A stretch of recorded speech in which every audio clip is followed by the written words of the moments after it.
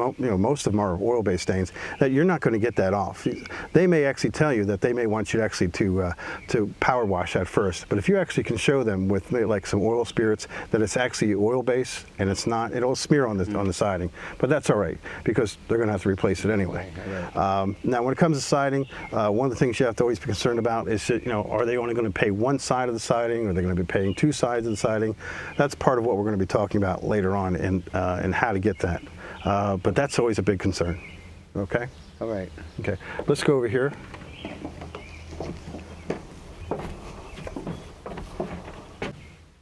Hi, one of the things I wanted to show you is really important is that sometimes there's things that happen, you think it's not covered. And the reason why you think it's not covered is because you did it. Oh, man, I spilled bleach on the carpet. Here's right here. A grill goes up to almost 3,000, almost up to 800 degrees. And some of them actually, my forge goes up to 2,000 degrees. That's why I was thinking 3,000. And you put it next to the siding. You had a party, and maybe you don't even normally keep it there because you move things around because you had to have more people in the party, so you moved it around, and you put it right next to the siding. And you're cooking, and man, you look, oh man, I can't believe this. Look at this. Right here, it's buckled in, it's over here, it's buckled out, you just ruined the siding on this house. The first thing you go to say, it's my fault. I'm an idiot. Can't be covered. Wrong. It's covered. If a child does it, your own child does it, I always like to call them little clay makers. They're little hurricanes that go around and just basically love to stick things in toilets and stuff like that. And then if a guest comes over your house, that's also covered. Don't consider that it's actually going to be considered fraud. It's not. You did it. It's normal accident. That's normally covered. You're not actually trying to do it for any type of damage or making money on damage. It just happened. On this particular scenario, the siding was burnt. They then removed the grill out of the way, but it was too late. What? What's this up here? This crack? Yeah, that's that crack up in the siding up there. That's really important to understand. That you need to look around in all different places. I mean, if you didn't come in this particular angle, you would have never seen that crack. That crack was determined by, could have been something that could have fallen down on the house. Falling objects on the house. You can have a tree that falls in the house. You can have blue ice. That's the stuff that comes out of an airplane. Comes out of the toilet. Comes out of an airplane.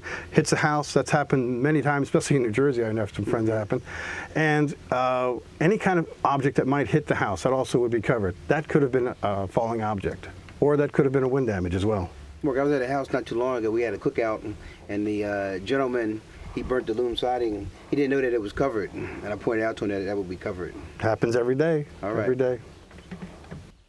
One of the things that you'll find that's also really important is windows. Like right now, these windows are open. If we had a major thunderstorm, which we're not going to have today, but if we were going to have a major thunderstorm, water could come right into this window. I had a friend who had likes to smoke cigars, and his wife says, well, if you're going to smoke cigars, then you're going to be in the basement. We'll lock you in, you can be in your little room, and you can be there. So he says, okay.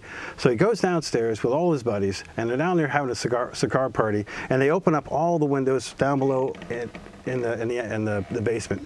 And what ended up happening is they were all done, so it all aired out. They left, they went out to do something else, and they left the windows open.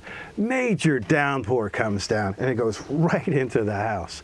Again, windows are a very big place where water can actually come into a home, and you'll find it right along, a lot of times along the windowsills. Over here, there's another thing that's really important to understand, and when it comes to risk. This particular house happens to have a trampoline. Sometimes if you don't tell them about trampolines, dogs, a Rottweiler, something like that, certain kind of dogs, certain dogs are actually also Doberman pinchers, things like that.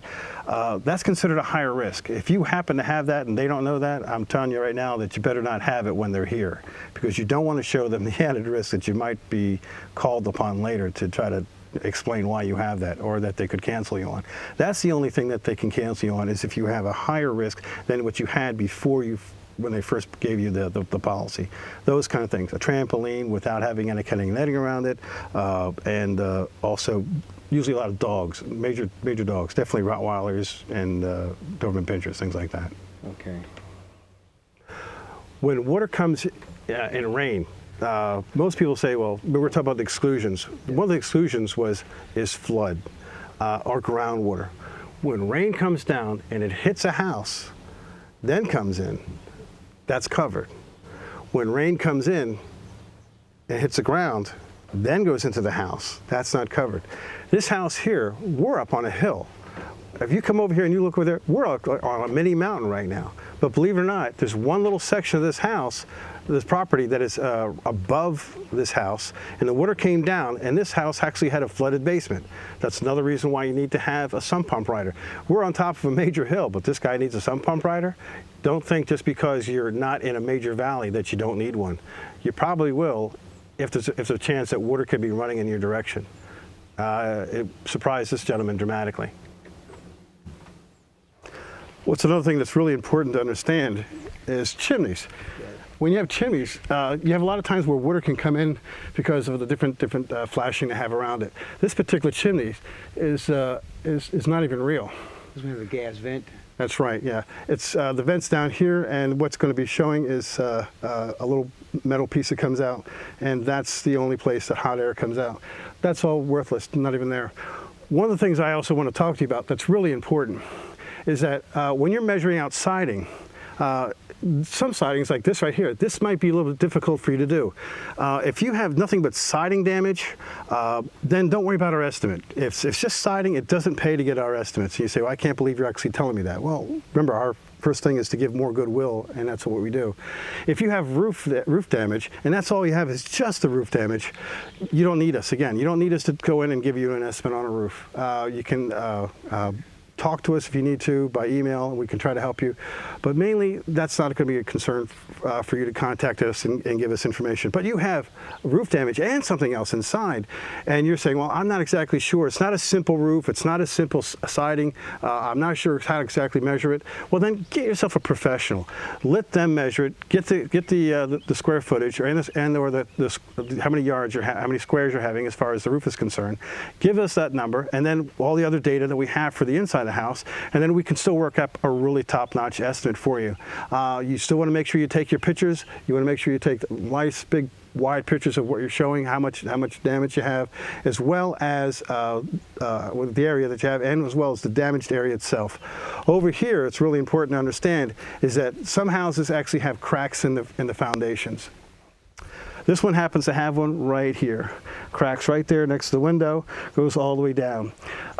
Because settling is not covered under a policy, this crack would not be covered.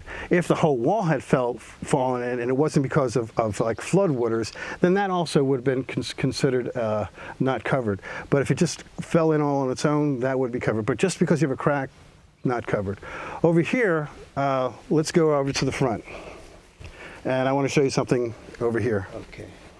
Mark, I was told it's not a good idea to have a lot of shrubs and all right in front of the house. What do you think about that? Yeah, shrubs, large trees, you want to try to keep that away. That adds extra moisture to the house, and also sometimes even bug infestation. Speaking of bugs, bugs aren't covered. So if you had termites, things like that, that's not going to be covered. If you're going to have, now we did get termites one time, but it wasn't because of the termites. It was because there was a major collapse because of the termites. But that was very hard to get. The average homeowner, I don't think you should try that. Okay. Right here, if you notice, we have a lot. This I would definitely call rot. This didn't happen overnight. This happened over a period of time. And like I said before, rot's not covered. In fact, if I was a homeowner and I was going to replace this, I would use that new composite material that they have so that I would never have to worry about this ever happening again. Again, rot's not covered. Let's show you what's happening in the house. Now, just as we're entering in a house right now, just think, some people are entering into your homes that are uninvited guests. They're called thieves.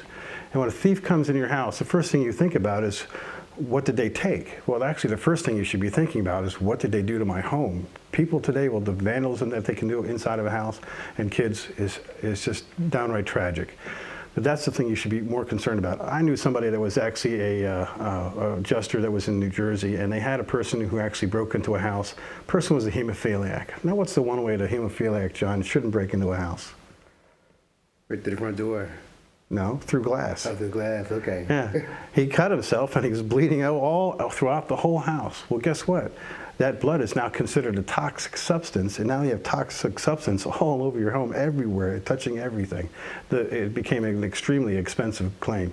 And here, one of the things that you have to be concerned about is that when you're going to be